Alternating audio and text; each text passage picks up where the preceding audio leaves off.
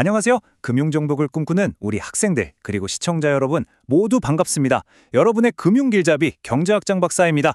자, 오늘 미시킨 교과서에서 함께 파헤쳐볼 주제는 바로 은행의 아주 비밀스러운 세계, 부의 활동입니다. 재무제표, 즉 장부에는 보이지 않지만 금융계를 통째로 흔들 수 있는 이 활동들 알아볼 준비 되셨습니까? 교수님, 질문 있습니다. 아니, 은행은 자산, 부채, 자본으로 딱딱 맞아떨어지는 이 대차대조표가 전부 아니었나요? 무슨 장부에 보이지 않는 유령 같은 활동이 있다는 게 진짜예요? 이야, 아주 예리한 질문이야. 바로 그거지. 맞아. 은행의 공식적인 장부에는 드러나지 않지만 실제로는 어마어마한 돈과 위험이 오가는 그런 활동들이 엄연히 존재한다 이 말씀. 오늘 아주 흥미진진할 거야. 자, 그럼 오늘의 탐험 로드맵을 한번 볼까? 첫째, 은행의 이 비밀스러운 부업, 대체 정체가 뭔지 알아볼 거야. 둘째, 그래서 걔들이 장부 밖에서 어떻게 돈을 버는지 그 방법을 샅샅이 파헤쳐 볼 거고.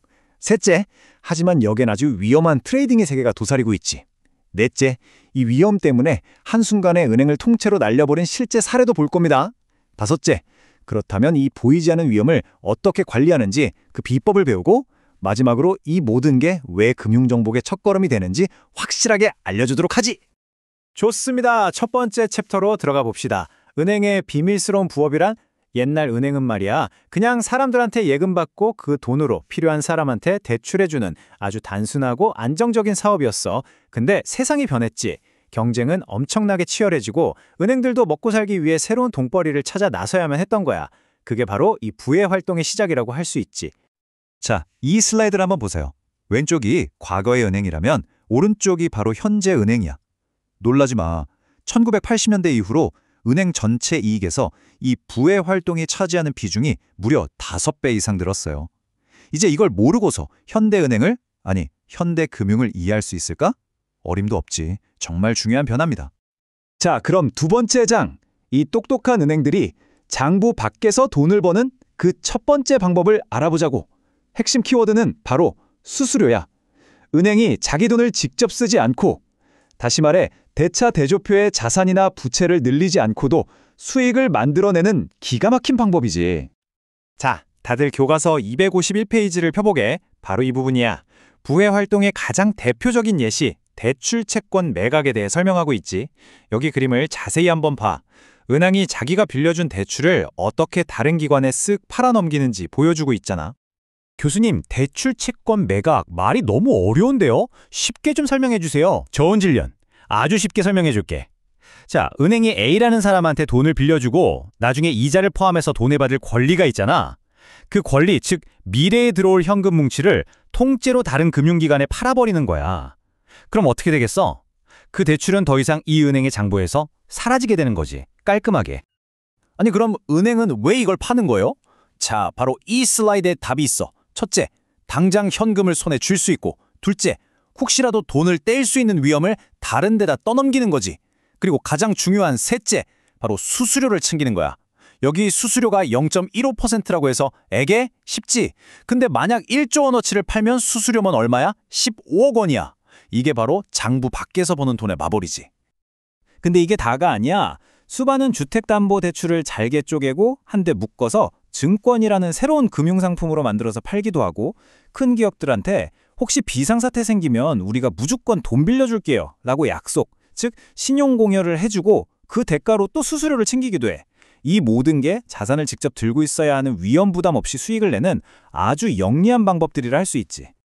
자, 이제부터는 분위기를 좀 바꿔야겠어. 지금까지는 비교적 안전한 수수료 이야기였다면 지금부터는 부의 활동의 또 다른 얼굴, 바로 어마어마한 위험을 동반하는 트레이딩 활동의 세계로 들어가 볼 거야. 하이 리스크, 하이 리턴, 바로 그 세계지. 다시 교과서 252페이지를 한번 보자고. 여기 트레이딩 활동과 위험 관리라는 부분이 보이지? 은행은 단순히 남의 돈을 굴려주는 걸 넘어서 직접 외환이나 채권, 파생상품 같은 금융상품을 미친 듯이 사고 팔면서 막대한 이익을 노려. 하지만 바로 이 활동이 은행을 한순간에 파산시킬 수도 있는 그야말로 양날의 검이야. 여기서 정말 중요한 개념이 등장해. 바로 주인 대리인 문제. 이 슬라이드의 문구가 딱 설명해주고 있지. 트레이더, 즉 대리인은 자기의 막대한 보너스를 위해서 은행 전체가 감당하지도 못할 위험에 베팅할 유인이 생기는 거야. 왜?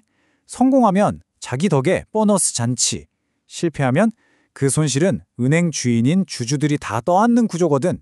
저기 봐, 아담 스미스 할아버지가 이 딜레마 때문에 아주 깊은 고민에 빠져 있는 모습이 보이지?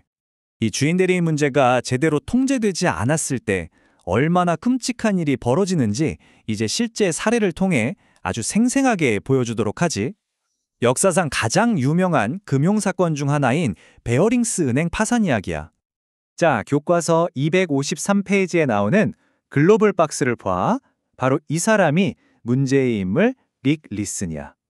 그리고 이 사건은 주인 대리인 문제가 어떻게 233년 역사에 영국 여왕도 거래하던 은행을 단숨에 무너뜨렸는지 보여주는 가장 충격적인 교훈이라고 할 수 있지. 세상에, 교수님, 어떻게 사람 한 명이 은행 하나를 망하게 할 수가 있어요? 자, 이 타임라인을 보면 그 과정이 소름 끼치게 잘 나와 있어. 1992년 릭 리슨은 승인받지 않은 거래를 시작해. 그러다 손실이 나자 그걸 숨기려고 더 큰 도박을 했지.